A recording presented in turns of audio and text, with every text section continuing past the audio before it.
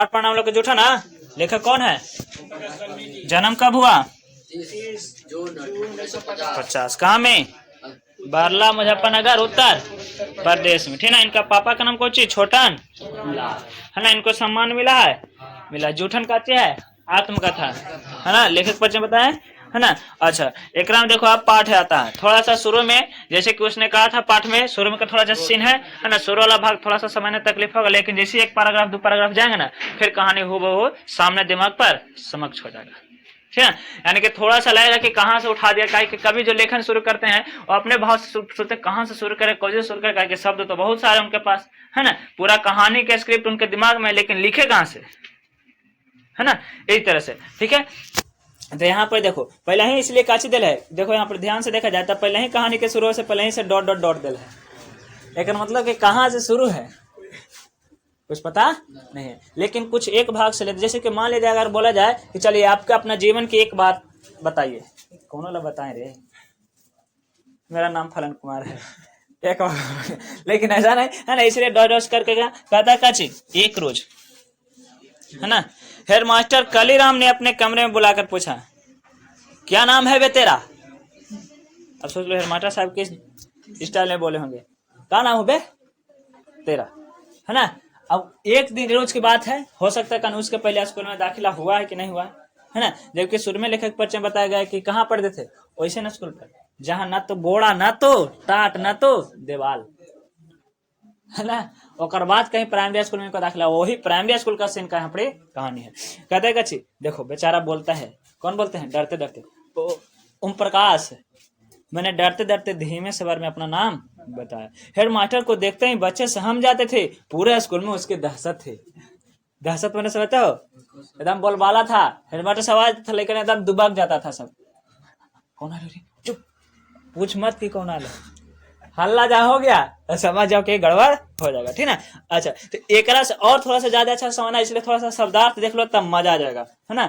शब्दार्थ में देखो इसको में तो बहुत कम शब्दार्थ दिया, 50 वाला कितना दिया है, इसमें तो तीन को दे क्या है ना। लेकिन जहां पर शब्दार्थ के मतलब आएगा वहां पर कुड़रिया, कुड़रिया मैंने कहा होता है कूड़ा फेंकने की जगह, मीन मेघ माने के दोष निकालना, और दहाड़ माने के गरज। अब बताओ कि कौन अंदाज से कालीराम मास्टर साहब बोले थे? एकदम यही है, क्या नाम है बे तेरा, है ना।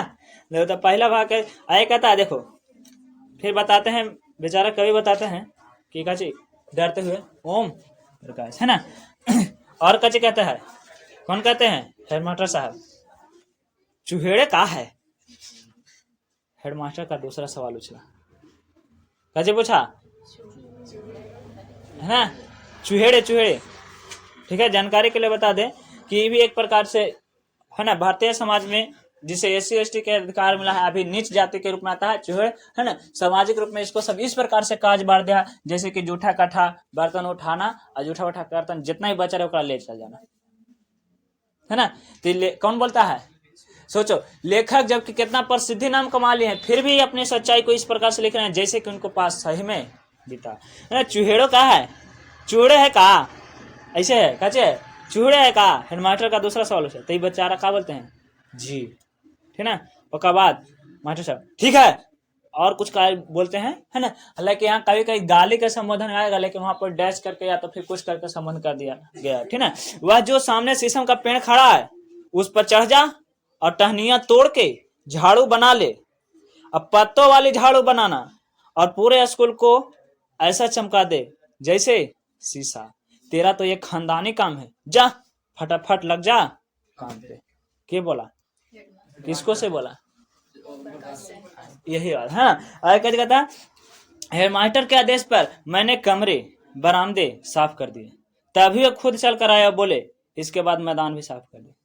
सोच लो बाबू, दहशत, कुछ बोल नहीं पा रहे हैं, गए हैं एडमिशन कराने पढ़ने, काचे पढ़ाई होगा, पढ़ाई तो अभी हुआ नहीं, नाम पूछा कौन जात है वे, चूहे है ना। और फिर ड्यूटी पर लग जा, काहे कि तो खानदानी काम। शीशो के तोड़ कर काचे बनाओ, झाड़ुआ, और पूरा कोचे कोचे साफ किया, कमरा बरामदा, ठीक ना। हाँ, और फिर देखो और कहता है कच्चा साफ कर दो, मैदान भी साफ कर दो। और सोच लो मैदान इतना बड़ा है स्कूल के फील्ड, है ना। देखो, हेड मास्टर साहब के आदेश पर मैंने कमरे बरामदे साफ कर दिए, तभी खुद चल कर आया और बोले कच्ची कर दो, मैदान साफ कर दो। लंबा चौड़ा मैदान मेरे वजूद से कई गुना बड़ा था। एकदम इनको तो देख ही करके डर लग रहा था, इतना बड़ा लंबा चौड़ा दम मैदान है, फील्ड है ना, जिसे साफ करने से मेरी कमर दर्द करने लगी। धूल से चेहरा सट आया था। सोचो कितना बड़ा था। झाड़ू बहारते बहारते, है ना, मुंह के भीतर धूल घुस गई थी। मेरी कक्षा में बाकी बच्चे कुछ कर रहे थे, पढ़ रहे थे, मैं कुछ कर रहा था, झाड़ू लगा रहा था। फिर मास्टर अपने कमरे में बैठे थे, लेकिन निगाह मुझ पर टिकी थी। अपने रूम में बैठा रहा, लेकिन भाड़ तो गिना रे, है ना, इस तरह से कच कर रहा था, वो देख रहा था, ठीक ना। और पानी पीने तक की इजाजत नहीं थी। सोच लो, अब बाहर रहा, उसको काम करते करते थकान होगा, है ना, दर्द महसूस होगा, पानी पीने तक की इजाजत। पूरा दिन मैं झाड़ू लगाता रहा, पूरा दिन क्लास, पहला क्लास झाड़ू क्लास, पहला क्लास का चीज है झाड़ू क्लास, ठीक ना। तमाम अनुभवों के बीच इतना काम कभी नहीं किया था। वैसे भी घर में भाइयों में मैं कच्चे था, लाडला था। सोच लो बाबू, घर में सबसे छोट थे, लाडला थे, हम दुलारा थे, है ना। लेकिन स्कूल में गया तक गुरु जी थोड़ा ना देखे थे, लगलखिन लपेट लाथिन, इतना काम करलखिन के बेचारा के जान निकले वाला है ना। दूसरे दिन स्कूल पहुंचा, पहला दिन तो बीत गया काचे में खाली झाड़ू क्लास में। दूसरा दिन जैसे जाते हैं मास्टर साहब ने फिर झाड़ू पर काम लगा दिया। ये भगवान क्या तकलीफ है, देखो, है ना। आखिर काहे पूरे दिन झाड़ू ही देता रहा। मन में एक तसल्ली थी कि शायद कल से कक्षा में बैठ जाऊंगी, हो सकता है रैगिंग हो रहा है ना। गुरुजी हमको तलाशी ले रहे हैं कि पढ़ने के काबिल है, काहे कि सहनशीलता होना बहुत जरूरी है। सहनशीलता नहीं रहेगा तो कहां से, तो हो सकता है, सोच रहे थे लेखक कि है ना, हो सकता है हमको सहनशीलता की कहीं ऐसा तो नहीं ना है कि आएगा एक दिन पढ़ेगा भाग जाएगा, है ना। पहले सहनशीलता चेक कर लेते हैं, पहले हार्ड काम दे करके उसको सहने की क्षमता चेक कर लेते हैं। इन्हें कि कहने टेस्ट लिया, मारे 2 घंटा बस क्लास से छोड़ दिया, इसीलिए पहले ही हार्ड वर्क शुरू, है ना। अगर पढ़ना रहेगा, रुचि रहेगा तो जरूर पढ़ेगा। अच्छा, लेकिन लेखक चुपचाप रहे। तीसरा दिन मैं चुपचाप जाके कक्षा में बैठ गया, है ना। थोड़ी देर बाद उनके दहाड़ सुनाई दी। उनकी दहाड़ सुनकर मैं थर थर कांपने लगा। एक त्यागी लड़के ने चिल्लाकर कहा, माँ साहब वो बैठा है कोने में। कौन लड़का बोला?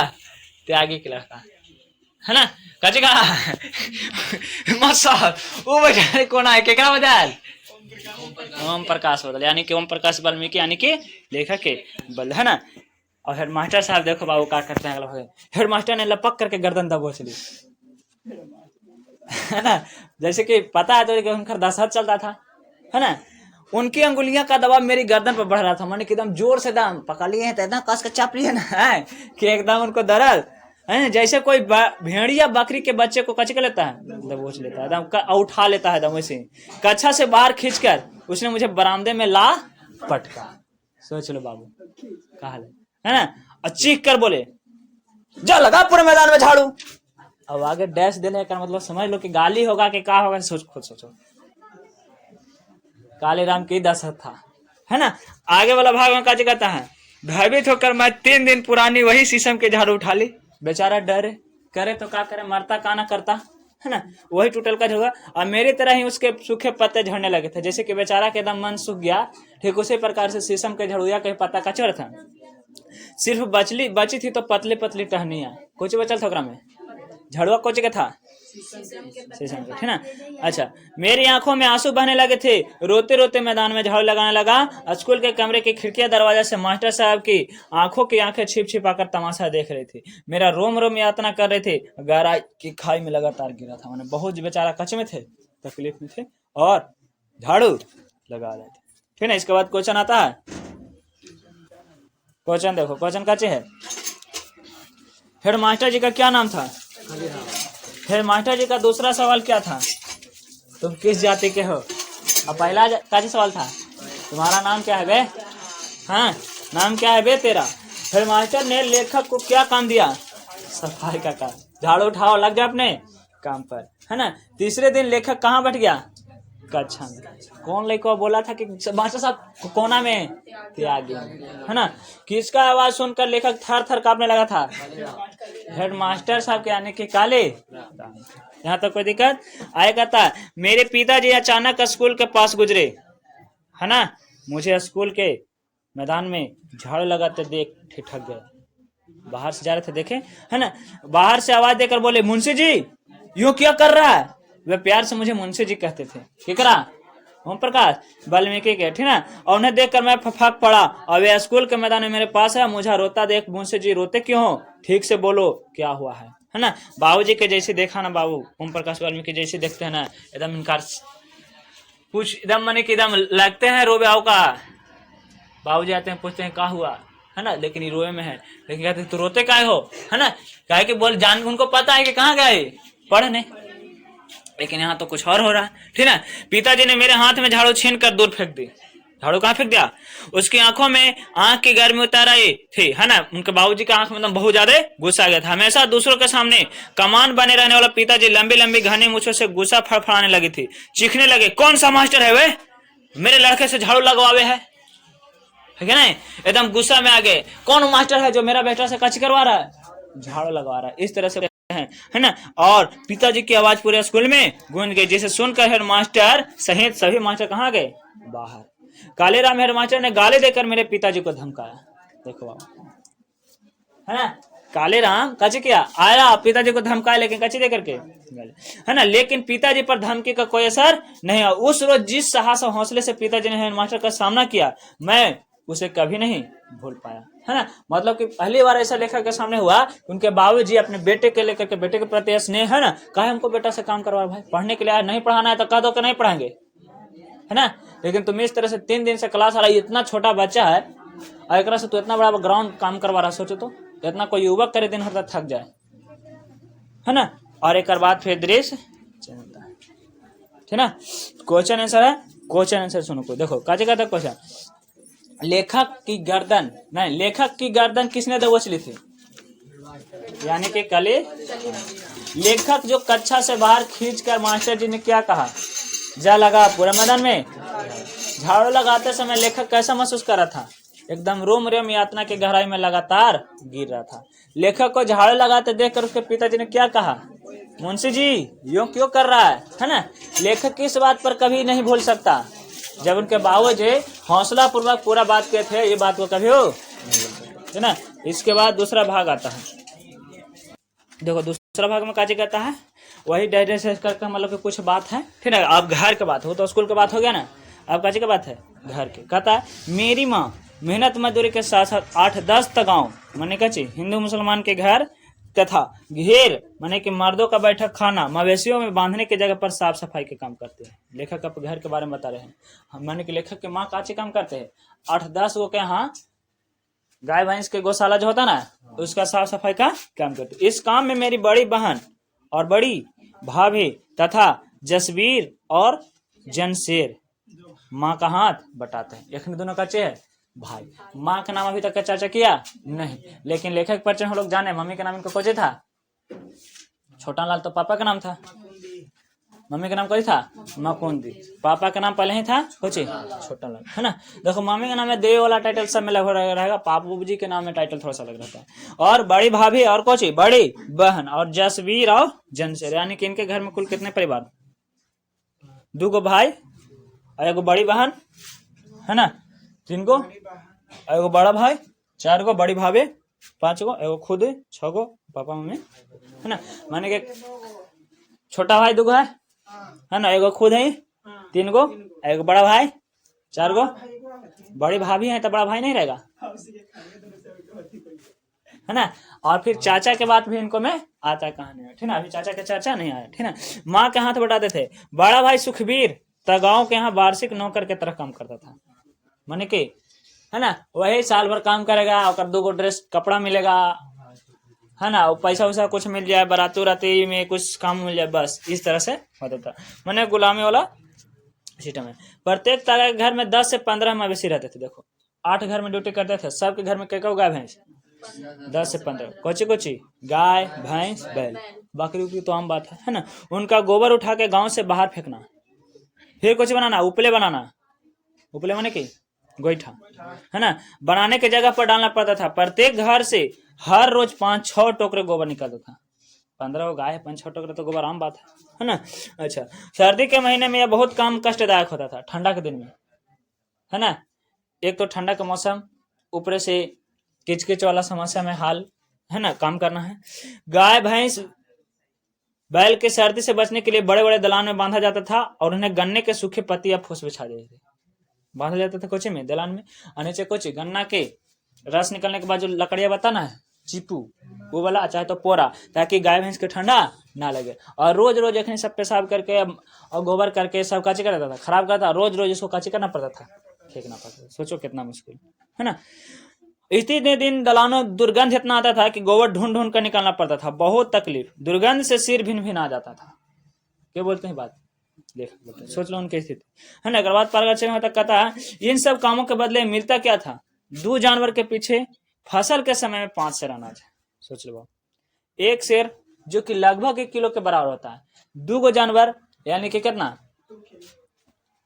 5 सेर, 2 जानवर पर 5 सेर है ना। आप सोचो साल भर में 12 महीना में 5 सेर, 6 महीना में 2.5 सेर। सोच लो, माने कि लगभग 200 ग्राम 1 महीना में 2 जानवर की सेवा करेगा है ना। वही 50 ग्राम लगभग रोज, एक दिन 2 बैल की सेवा करेगा, गोबर उठा के फेंको, उसको धोवो, साफ करो, पानी दो, सानी दो, तब है ना। इस तरह से यानी लगभग 2.5 किलो अनाज 5 सेर में। देखो लेकिन लेखक दूसरा माध्यम से बताते हैं 5 सेर है ना। अब 5 सेर कहे कि मतलब कितना है बताते हैं, 2.5 किलो, माने कि 5 किलो नहीं है ना। 10 मवेशी के घर से साल में लगभग 25 सेर यानी कि 12-13 किलो। यहाँ सेर कहे मतलब आधा किलो बताते हैं कभी, ठीक ना। अब इनको अंदाज में शायद यहाँ से होता है, लेकिन ऐसा साधारणतः 1 सेर में लगभग 933 ग्राम होता है, ठीक है। अच्छा, और बाद कुछ कि बची खुची रोटी जो चूहेड़ों को देने के लिए आटे में भूसी मिलाकर बनाई जाती थी। सोच लो, बचा खुचा रोटी, नाम कमाल है कि देखो तो हम तो इतना दान कर देते हो, लेकिन वो आटा का नहीं बनल है, भूसी मिलावल, चोकर मिलावल है ना। कभी कभी जूठन भी भांगन के टोकरे में डाल दी जाती थी। कच्चे भांगन किसको कहा जा रहा है, वही जो कि महिला कच्ची करने जाती है, जूठा वार्तन ये सब उठाने जाते हैं, चूहेड़न के पत्नी को कहा गया भांगन। कोची यहीं पर इससे पाठ का नाम आता है।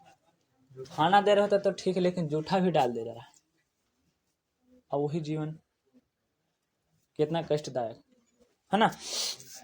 शादी ब्याह के मौके पर जब मेहमान या बाराती खाना खा रहे होते हैं तो चूहेड़ों दरवाजे के बाहर बड़े बड़े टोकरे लेकर बैठ जाते थे, है ना। बारात के खाना खा चुकने पर जूठी पत्तल और टोकरे में डाल दिए जाते थे ताकि ये लोग भीग दे बाहर, है ना। साथ में उसमें जो भी खाना भोजन है उसको सब निकाल कर साफ सफाई कर दे।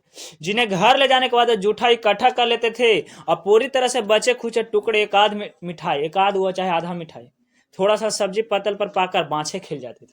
सोच लो, लेखक बताते हैं कुछ समय की बात है ना, कि अगर टोकरी में कच्चे मिल जाए, आधा मिठाई एगो मिठाई मिल जाए, पहले आदमी खबर छोड़ो नहीं करता था, सब खा जाता था, है ना। और अगर भोजन घर जाता था तो कैसन शराब मिलते थे, लगता है कि हम चूहड़ा चूहड़ी एकदम अथी बन के आया है, भिख मांगना आती, कुछ मन बहुत तरह के गाली जैसे एकदम। देखो ना कैसे कहता है कैसे कि जिस बारात में पत्तल से जूठन कम उतरती थी तो कहा जाता था भूखड़े लोग आ गए हैं, सारा चट कर गए। अक्सर ऐसे मौके पर बूढ़े बूढ़ी बारात का जिक्र बहुत रोमांच लहजे में सुनाया करते थे। उस रात में इतनी जूठन आए कि महीनों खाते रहे। कभी कहते हैं है ना, कि कभी कहे है ना, हम देखते थे हमारे गली में कुछ इस प्रकार से बातें थे कि अगर कोई बाराते में ज्यादा तन जूठा कट्ठा मिल गया तो कैसे कि अरे बाप रे क्या कर फलना ही कि इतना जूठन मिल रहा है कि हमने सब 1-1 साल तक खाई थे। वही कैसे पूरी के सुखा करके फिर पानी में भिंगा करके खाना है, कैसन जीवन जिए है ना। अभी तो नहीं सब तो बर्गर वो बिक दम ही आगे आता है। कच्चे फसलों में जो देखो पतलों में जब पुड़िया टुकड़े एकत्र होते थे उन्हें धूप में सुखा ले जाता था, कच्चे के लेता था। चरपाई पर कोने कपड़ा डालकर उन्हें फैला दिया जाता था, चरपाई पर कपड़ा डालकर कुछ कहता था, सुखा दिया जाता था। अक्सर मुझे पहरे देने के लिए बैठाया जाता था। एक कहते हैं पहरा दे वाला कौन, काहे ला पहरा, कौआ हुआ कहीं छोटा मोटा जानवर है ना, चाहे तो कुत्ता होता है, क्योंकि सूखने वाली जगह पोरिये पर कौआ मुर्गी कुत्ते अक्सर टूट पड़ते थे। मतलब क्या सोच रहे हो, कुत्ता का आहार वो मनुष्य को दे जा रहा है, वो मनुष्य का विकसित करेगा, उसको शिक्षा भी नहीं मिल रही, शिक्षा मिलने की जगह पर झाड़ू मिल रहा है ना। फिर भी कितना से जरा सी आंख बची कि पूरी साफ, जरा सा आंख झपका चाहे बचा था पूरी साफ, है ना। इसलिए डंडा लेकर चरपाई के पास बैठना पड़ता था, धूप हो छां हो, है ना। एक बाद फिर चेंज कर कहता कि ये सूखी पुड़िया बरसात के दिन में बहुत काम आती थी। कौन सूखल पुड़िया, वही है ना। उसे पानी में भिगो कर उबाल लिया जाता था और उबली हुई पूड़ियों को बारीक मिर्च डाल के और नमक डाल के खाने में मजा आता था। इस तरह से कवि कहते हैं। सोचो का जीवन है कि नहीं। अच्छा, और कभी कभी गुड़ डालकर लुगदी जैसा बनाया जाता था। माने की पोड़िया में है ना गुड़ माने की मीठा डाल करके उसको कच बनाया जाता था, लुगदी है ना।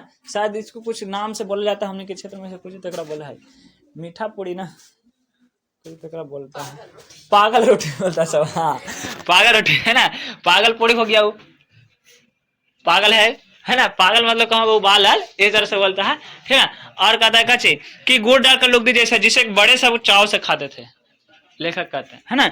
और आज जब मैं इन सब बात के बारे में सोचता हूँ तो मन के भीतर कांटे जैसे उगने लगते हैं। कैसा जीवन था। आज लेखक हो गए, प्रतिष्ठित हो गए, काफी नाम कमा लिए हैं, है ना। ये कौना हमने कीचड़ के दलदल से बाहर निकले हैं, कितना मुश्किल से। एक समय था जहाँ हमारा कालीराम सर चूहेड़ कह करके पूरा भर पर आज जाते हैं। का है बाबू ओम प्रकाश, है ना। बड़े दिन के बाद सुने हैं तो बहुत बढ़िया बढ़िया कविता लिखने लगा है। कहानी, तुम्हारी कहानी बहुत प्रसिद्ध हो रही है कि नहीं। तो इस तरह से तो कब मिला, जब मेहनत करते रहता, छोड़ दिया था ना, संघर्ष रहेगा जारी, है ना, तभी जाके कुछ होगा तैयारी, नहीं तो नहीं। कहता है कच्चे कि दिन रात मर खप कर भी हमें पसीना की कीमत मात्र काचे मिलता था, जूठन। फिर भी कोई की शिकायत नहीं, कोई शर्मिंदगी नहीं, कोई पश्चाताप नहीं। लेखक कहते हैं है ना कि दिन भर उतना काम करते थे, थोड़ा सा मिलता वही में खुश रहते थे। कोई लाज शर्म नहीं। कैसे की लाज शर्म, तो हमारा काम है एकदम। मैंने की जाति व्यवस्था में ऐसा कर दिया था ना, जगह से कोई नहीं है ना, चर्म काम करे वाला है तो कोई शर्म की बात का है। बाप दादा करके हमू करते, प्रतिष्ठा नाम के मैंने कहे ना इतना मैंने कि प्रभाव डाला था समाज में कि बेचारा कहूँ कुछ नहीं कह सकता। ओकरा पता है कि का करब, अरे जन्म लेला ही जात में तो ये ना करबा है। ब्राह्मण आके रोज रोज कहियो कि सलाम सलाम, चल उठाओ मवेशी और जाके बिक बाहरे आना, तो फिर तोरा लगतो सामाजिक दंड। नहीं बिकता था तो उसको समाज के सबके सामने बेचती है, जुर्माना 2 दिन तक छड़ा लो तो जुर्माना दही, साथे सबके बिगे ही और मिलते कुछ बस वही ओकरा पास जे खाल उतारलो से है, ताकि खाल बेच के दू 4 पैसा जे हो जाए। एक भाग में एक भाग है यहाँ पर, बहुत दर्दनाक कहानी है। कैसे कहता है कि जब मैं छोटा था माँ के साथ जाता था, है ना, माँ पिताजी के हाथ बटाने, है ना, त्यागियों के खाने को देखकर ऐसा सोचा करता था कि हमें ऐसा खाना क्यों नहीं मिलता। आज जब सोचता हूँ तो जी मित लाने लगता है। लेखक कहते हैं है ना, कभी कभी मम्मी पापा के साथ जाते थे, देखते थे त्यागी लोग कहे मतलब का सबसे अलग जो कि अच्छा थोड़ा सा त्यागी मतलब का वहाँ पड़ी है ना, जो दान करने वाला वहाँ पर ये बात को कहते हैं, है ना। ओकरे सबका भोजन देखते थे तो कहते थे कि हमने सबके ऐसा भोजन कहना मिलेगा। आवाज जब खाते पीते हैं घूमते फिरते हैं तो इनको मन दम कर रहे कि लगा ना कि कोट के रख दी सब बड़ी हमारा साथ कची करके हो, न्याय करके हो, है ना। अगर पिछले वर्ष देखो यहाँ पर उदाहरण बताते हैं, त्यागी जो बड़का उघड़ी अथी बनता था ना, अभी पिछले वर्ष मेरे निवास पर सुखदेव सिंह त्यागी का पोता सुरेंद्र सिंह आया था। ठीक है, सुखदेव सिंह त्यागी का पोता किसी इंटरव्यू के सिलसिले में, कब, जब रहते थे रूम में वहां बाहर शहर में, है ना, गांव से मेरा पता लेकर आया था। रात में रुका के रूम में, ओम प्रकाश के रूम में, है ना। अभी आया ऊंट पहाड़ के नीचे आए, कहते मेरी पत्नी ने उसे यथासंभव खाना खिलाया, माने कि जहां तक कोशिश हुआ वो खाना खिलाया। खाते खाते वह बोला, भाभी जी आपके हाथ का खाना तो बहुत जायकेदार है। सोच लो वो व्यक्ति जे दान करा ले भी ना, माने कि चूहड़ा लगे भूसा वाला रोटी ओकर घर से मिले है ना। आवाज वैसा आदमी जे माने कि बढ़िया बढ़िया अपन जमाना में खेले है, आज एक घर के भोजन खा के काची कर रहा, बड़ाई कर रहा है, तो हम लोग कुछ तो खास है ना। आए कहता कचे हमारे घर में तो ऐसा कोई खाना ही नहीं बना सकता है ना, दम वाली बात है ना। मतलब कचे बात इसे दाने कह के है ना। आप कचे उसके बाद सुनकर मेरी पत्नी तो खुश हुई, लेकिन मैं काफी देर तक सोचते रहा, है ऐसे कैसे हो सकता है ना। ये नामी बनिया बन रहा है ना, दिखावटी महल है, बाहर से कुछ और अंदर से कुछ और। मतलब कि एक तरह से बदतर खाने का ही बनता है और नाम कमा है कि हम चूहड़न के 2 टोकरी पातल अथी कर ली, जूठा दिली उथी दिली। मतलब कि आज परिस्थिति कुछ ऐसा तो नहीं, अभी हमारे साथ ऐसा परिस्थिति हुआ है जबकि हम कुछ एकदम कीचड़ से उठे हैं, है कि नहीं। और तो पहले ही से एकदम मलमल पर है। तैयो ऐसा है ना। और बहुत बचपन की घटनाएं एकदम दरवाजा खटखटाने लगी, मैंने कि तिल मिला कैसे ऐसे कहता है, हमको तो समझ में नहीं आ रहा है ना। देखो फिर कच्चे कहता है सुरेंद्र तब पैदा भी नहीं हुआ था। उघड़ी के बाद थोड़ा सा सोते हैं, सुरेंद्र को उघड़ी पैदा वास नहीं था। उसकी बड़ी बुआ यानी कि सुखदेव सिंह त्यागी की लड़की की शादी थी। तब मेरे माँ सफाई करते थे। शादी में 10-12 दिन पहले माँ पिताजी ने सुखदेव सिंह त्यागी को घर आंगन से लेकर बाहर तक अनेक काम किए थे। और बेटी के शादी मतलब कि गांव भर का इज्जत का सवाल है ना। लेखक बताते हैं कच्चे कि जब वो सोच रहे थे है ना कि एक समान था कि इसका बुआ के शादी था, मतलब कि क्या कर त्यागी की बेटी के है ना। तो पूरा बेटी के रहे तो थोड़ा सा कच्चे कि नाम खराब ना हो गांव के ना, तो कहते कि बेटी के गांव में गेली है ना, इस तरह से बात कहीं कोई काम न कमी रह जाए, इसीलिए गांव भर के चरपाया ढो ढो करके इकट्ठा किया पिताजी ने। पहले बाराती चरपाइये पर सुतल थी, फलना के खटिया सब एक जगह खटिया हो गाँव का, सब गाँव भर काची रहता थून नीचे सुता थून, लेकिन बाराती लोग काची पर सुते। अब हो गई सब खाँच रही ब्लेड वाले के खाट दिली खटिया। अभी कैसे सब तक के वाले के भाग जाओ सब यहाँ टेंट में से, अब बेड वाले के भाग जाता ना ठीक हो सब खटिया तोड़ देता था, इतना खाचड़ा बाराती कहने सब है ना। अब बारात खाना खा रही थी, माँ टोकरा लिए दरवाजे पर बाहर बैठी थी है ना।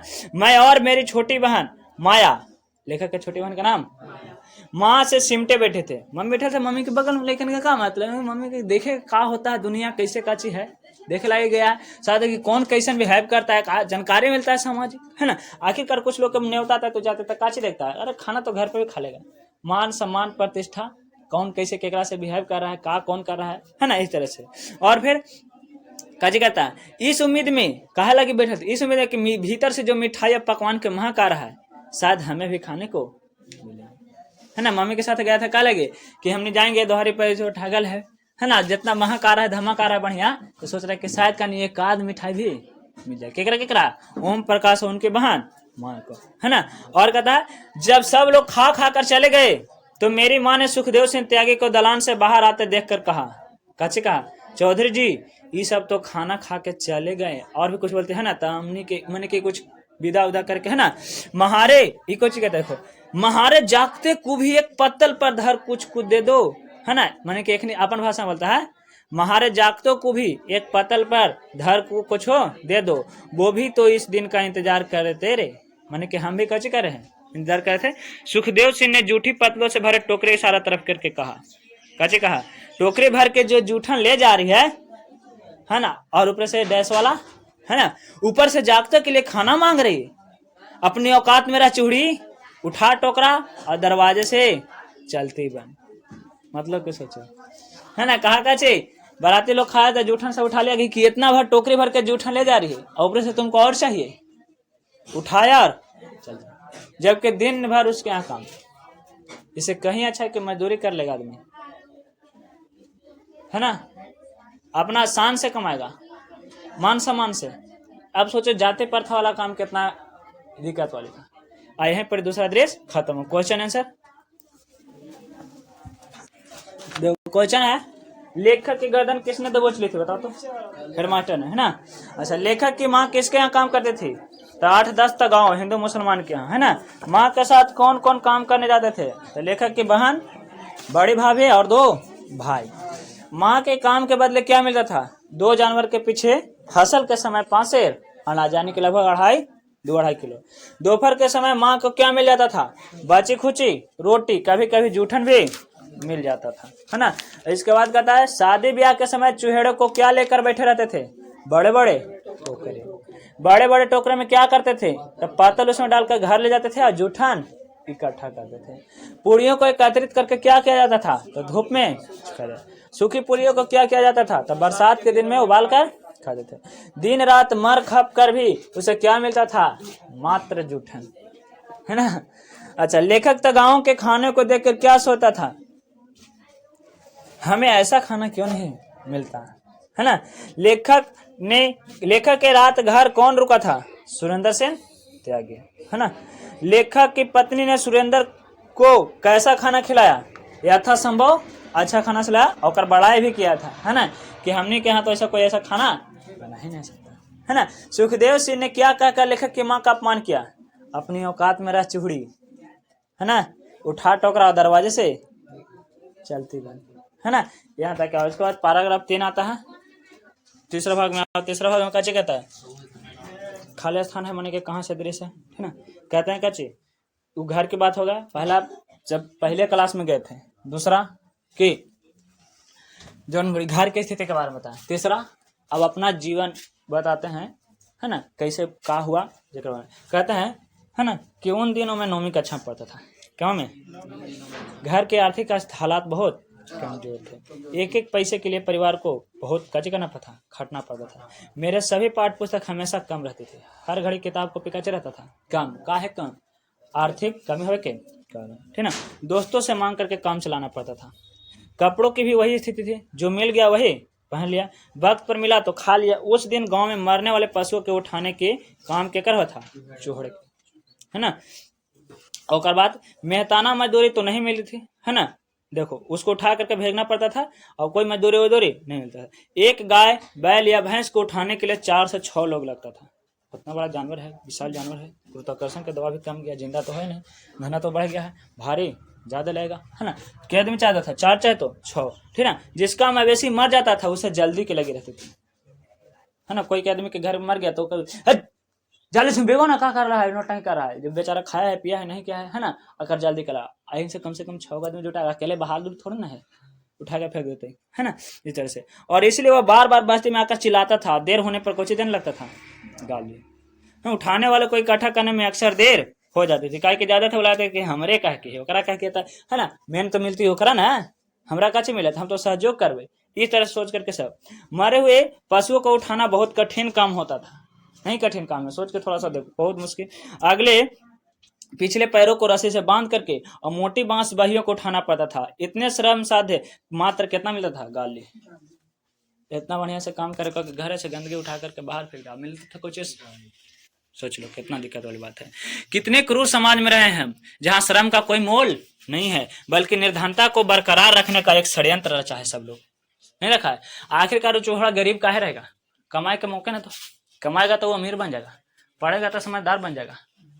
इसलिए हमेशा काची करके रखो, दबा करके रखो कि नहीं, इस तरह से। लेकिन यही एक मौका है, पढ़ लो तो बढ़िया है, नहीं तो फिर बाद में है ना।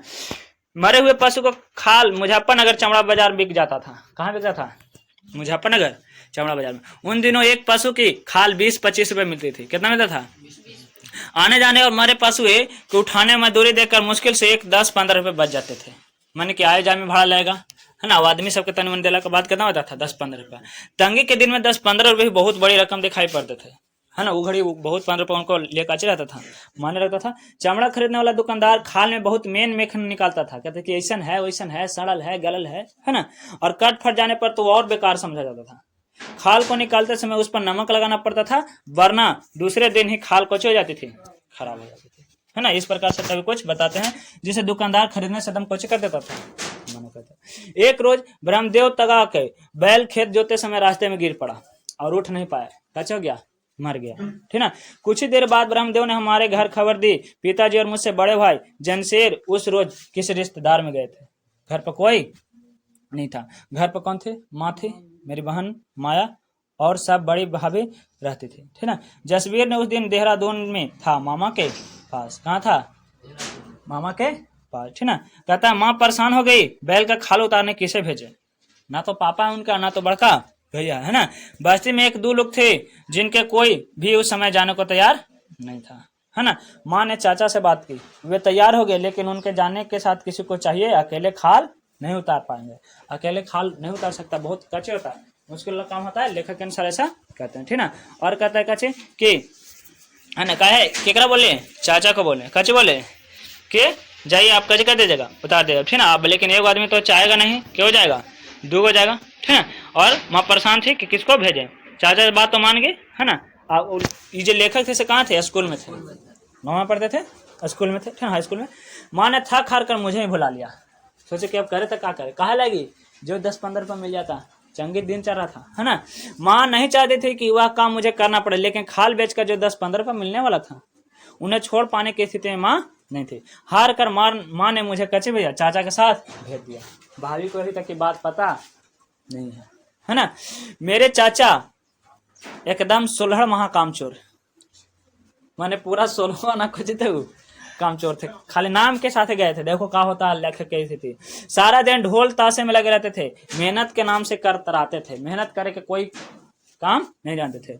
माँ को फिक्र लगी थी कहीं हमारे पहुंचने से पहले बैल, गिद्ध या जंगली जानवर न टूट पड़े, कहे कि जंगली जानवर टूट पड़ेगा तो चमड़ा जैसे तैसे कर देगा, है ना, फिर उतारने लायक भी नहीं रहेगा। चाचा ने खाल उतारने शुरू की, पहुंचे वहां, चाचा कजो उतारना शुरू कर दें खाल। मैंने उनकी मदद कर रहा था, चाचा के हाथ धीरे धीरे चल रहा था। जैसे कि पता है कि काका 16 आना एकदम कोची थे, कामचोर थे। पिताजी जैसी कुशलता उनमें नहीं थे। थोड़ी देर बाद वे थक करके रुक गए, कोची पीने लगे, बीड़ी कैसे पीने लगे, है ना। चाचा ने एक छुरी मेरे हाथ में पकड़ा दी, बोला धीरे धीरे खाल उतारो, अकेले से तो शाम तक नहीं उतरेगी। हो गया फेरा, है ना। लेखक जो कि कभी काम में गए नहीं, एकदम अनजान, है ना, और इनको, है ना, छुरी पकड़ते ही मेरे हाथ कांप रहे थे, एकदम सोच रहे थे अजीब संकट में हम फंस गए। चाचा ने छुरी चलाने का ढंग सिखाया कि देखो ऐसे चलाओ नहीं तो कट जाएगा, इस तरह से मैंने तरह तरह से बताया। उस रोज मेरे भीतर कुछ था जो टूट रहा था, नहीं डर भय, है ना, मोह ममता त्याग शर्म लाज सब का चोरा था, सबर टूट रहा था, है ना। चाचा की हिदायत पर मैंने बैल के खाल उतारे। मैं जैसे ही स्वयं को गहरे दलदल में फंसा रहा था, ऐसा लग रहा था जैसे हम दलदल में फंसते, जहां से मैं उबरना चाहता था वहीं से फंसल जा रहा था। हालात मुझसे दलदली घसीटे रहा था। चाचा के साथ तपती दोपहरी जितनी यातना मैंने भोगा था, आज जख्म मेरे तन पर ताजा है। तपती दोपहरी में चाचा के साथ काज कर रहे हैं, वो है खाल उतारे। जैसे जैसे खाल उतार रही थी मेरे भीतर रक्त जम रहा था, एकदम मन धीरे धीरे कठोर होते जा रहे थे। जैसे कहीं जो कह जाए कि एगो तितली न मार ले है और तीरे तू बलि दे, संभव है बेचारा कहनो ऐसा खाल उतार रहे हैं सामने से, दो कैसे न बेचारा एकदम कठोर करेज को हो जाए कि नहीं हो जाए, बहुत तरह से बदलाव आता है ना। और कई घंटे लगे खाल उतारने में। चाचा ने खाल को जमीन पर फैला दिया और उस पर लगे खून को सूखी जमीन ने सोख लिया। जमीन पर खाल के फैला दिया तो खूनवा जब सांस से जमीन में। चाचा ने खाल को चादर से बांध दिया और गठरी उठाकर सर पर रख ली थी। यहाँ तक तो ठीक है, एक सामना तो बेचारा कर लिए कचे कि जो नहीं काम करना चाहता था वो काम करना पड़ा। अब दूसरा सामना आता है वहां से चलने के बाद लगभग 2 मील, 1 मील में लगभग 1.5 किलोमीटर, है ना, दूर पर हमारा घर था। बोझ होने के कारण चाचा तेज चलना पड़ रहा था, बाहरी था इसलिए तेज चल रहे थे। मैं हाथ में छुरी पकड़ के पीछे पीछे लगभग दौड़ता जाता था, काहे कि चाचा स्पीड से चल रहे थे, भारी लग रहा था, है ना। बसेड़ा जाने वाले इस पक्की सड़क पर हम लोग बस अड्डे के पास पहुंच गए थे। कहाँ पहुंच गए थे? बसेड़ा जाने वाला बस। गठरी सिर पर से उतार कर चाचा ने जमीन पर रख दी। हो गया समस्या, यहाँ से तुम आगे ले जाओ। सोचो बाबू, चाचा जो कि काफी उनसे बड़े, 9वीं क्लास करेगा, उतना भारी चीज अब हमें कहाँ लाके छोड़ दिया? बाजार पर। लाज शर्म बेचारा क्या बेचना पड़ेगा, है ना। एकदम रोते लगते हैं, एकदम काची कहते हैं कि मैं थक गया हूँ। उस रोज मैंने चाचा को बहुत कहा लेकिन वे नहीं माने। चाचा बस अड्डे को भीड़ पार करा दो, चाचा बस, यह है ना, मेरे स्कूल की छुट्टी का समय है, मेरे स्कूल का समय साथी अभी आते जाते देखेंगे तो सब मुझे तंग करेंगे। हीरे चूहे देखो चमड़ा, मैंने कि कितना बेती होगा उनको कि नहीं होगा, गिड़गिड़ाते रह जाते। लेकिन चाचा ने एक नहीं सुना। समय के मार बड़ी बेकार, है ना। गुरुजी के मार, पापा मम्मी के मार, डंटा के मार तो सह लेते, लेकिन समय के मार आदमी बढ़िया गिर जाता है एकदम पेट को, है ना। मैंने गिरा कर रुआसी आवाज में चाचा से कहा, किंतु वे नहीं पसीजे, गठरी उठाकर मेरे सिर पर रख दी। अब सोचिए बाबू, उतना भारी, है ना, ऊपर से गठरी का वजन मेरे वजन से ज्यादा था। मजबूरन उठाकर चलना पड़ा। बस अड्डे से परिचित भीड़ में से मैं उस रोज तरह से निकला, मेरा मन ही जानता है कैसे कैसे निकले, हाँ। और एक भय लगातार मेरा पीछा कर रहा था कि कोई देखे न ले, कोई सहपाठी ना मिल जाए, अगर कोई पूछ बैठेगा तो क्या बताऊंगा, है ना। और इसी तरह से मुंह छिपाते हुए किसी तरह से जाते हैं। कब तक घर पहुंचते पहुंचते मेरी टांगे जवाब दे गई। एकदम बेचारा एकदम कचे हो गए, थक गए, एकदम बैठ गए, है ना। लग रहा था कि अब गिरा। गांव के किनारे किनारे चलकर लंबा चक्कर काटा था। कहाँ तक पहुंचे के लिए? घर तक पहुंचे। काहे कि कोई देख नहीं पा। मुझे उस हालात में देखकर माँ रो पड़ी थी। काहे? मेरे सिर से लेकर पांव तक गंदगी से भरा हुआ था, खून, है ना। कपड़ों पर खून के धब्बे साफ दिखाई दे रहे थे। बड़ी भाभी ने उस रोज माँ से कहा, इनसे ये न कराओ, है ना। रोने लगे, बहुत डर, भूखे रह लेंगे लेकिन इस गंदगी में इन्हें नहीं घसीटो। भाभी का यह शब्द आज भी मेरे लिए अंधेरे में रोशनी बनकर चमकते हैं। वही उनके लिए मोटिवेशन लाइन हो गया। वही की टारगेट करके चाहे जो हो जाए, जब तक हम, है ना, अपना जगह नहीं बना लेता समाज में, तब तक के ये समाज जिन्हें नहीं देगा। मैं उस गंदगी से बाहर निकल आया हूँ, लेकिन आज लाखों लोग भी उसी जिंदगी को जी रहे हैं, घिनौनी जिंदगी को जी रहे हैं, और पूरा फूल चुप न दे करके यहाँ पर भले फूल, लेकिन कहानी भी खत्म नहीं हुआ है। अभी बहुत सारे ऐसे लोग हैं जो कैसे कहते हैं जीवन ऐसा जीते हैं। ठीक है, फिर कुछ क्वेश्चन आंसर है, इसको हम देखते हैं। क्वेश्चन आंसर कैसे कहता है, लेखक के घर की हालत कैसी थी, एक एक पैसे के लिए तरस रहे थे ना। गांव में मारे हुए पशु को उठाने का काम किसका था, चूहड़ों का। श्रम मसाधे काम के बदले में क्या मिलता था, मात्र गाली। लेखक निर्धारता बरकरार रखने के लिए षड्यंत्र किसको माना जाता है, कि श्रम को कोई मोल नहीं देता, है ना। पशुओं के खाल कहाँ बिक जाती है, मुजफ्फरनगर। अगर मेहनत के पैसा नहीं मिला है तो बहुत बुरा लगता है, और खास करके भी ऊपर से गाली भी मिले। कोई भी काम है उसको काम के तो पैसा मिलना चाहिए ना, है ना। छोटा काम है तो छोटा पैसा, बड़ा काम है तो बड़ा पैसा, लेकिन उसको मिल बेचारा को उतना तकलीफ। और कहता है चमड़ा खरीदने वाला दुकानदार क्या करता था, खाल को एकदम बहुत ध्यान से एकदम महीन महीन कुछ न कुछ बात नुक्स निकाल देता था। ब्रह्मदेव के बैल को क्या हुआ था, रास्ते में गिर करके मर गया था। माँ परेशान क्यों हो रही थी, कि घर में कोई नहीं था, चमड़ा उतारने कौन जाएगा, है कि नहीं, इसको लेकर के परेशान थी। माँ ने थक हार करके इसको बुला लिया, लेखक को, और किसके साथ भेज दिया, चाचा के साथ। माँ को क्या फिर लगी थी, कहीं हमारे पहुंचे से पहले कोई बैल जंगली जानवर न टूटे। खाल किसने उतारनी शुरू की थी, चाचा ने, है ना। लेकिन चाचा उतारे, बीड़ी कौन पी रहा था, है ना। अच्छा, लेखक क्यों कांप रहा था, बैल के खाल उतारने के डर से। लेखक किस दलदल में फंस रहा था, जिस दलदल से बाहर निकलना चाहता था। जैसे जैसे खाल उतार रहे थे, लेखक को क्या हो रहे थे, लेखक के भीतर रक्त जम रहा था, और सब कठोर हो रहे थे। चाचा को क्यों तेज चलना पड़ रहा था, बोझ होने के कारण। लेखक गठरी से ले जाने के लिए क्यों मना कर रहा था, तो लेखक के स्कूल की छुट्टी का समय होने वाला है ना, और उसके साथी देखेंगे तो तंग करेंगे, इसलिए कैसे कह रहे थे कि चाचा ले चलिए यहाँ तक के, है ना। बड़ी भाभी ने उस रोज माँ से क्या कहा था, इनसे यह काम ना कराओ, भूखे रह लेंगे, है ना, लेकिन इसे इस गंदगी में न घसीटो। लेखक वर्तमान स्थिति में क्या बतलाता है, कि मैं तो इस जिंदगी से बाहर निकल आया, लेकिन ऐसे अभी लाखों लोग हैं जो इस जिंदगी को जी रहे हैं, है ना। और यहीं पर पाठ खत्म होता है। क्वेश्चन आंसर है, क्वेश्चन आंसर क्या है, सब बनाना है, ठीक है ना। एक कोई क्वेश्चन नहीं छूटना चाहिए, जो नहीं आएगा से पूछ लेगा, नहीं तो फिर कूटेंगे भात पेट। इतना लम्हर क्लास है ना, उतने लम्हर पीटेंगे।